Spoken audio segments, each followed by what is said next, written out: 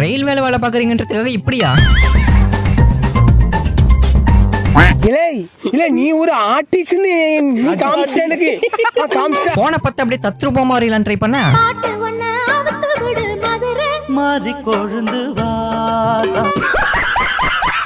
எங்க வாழ்க்கை அவர்கள் எதா இருக்கு இப்ப வச்சு நம்புறீங்களா?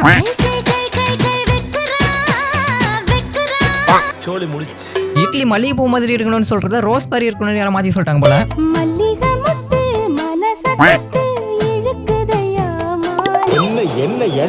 அருமையான மேடுங்க, சொந்தக்காரங்க வரும்போது வீடியோ சொல்ல போடுங்க.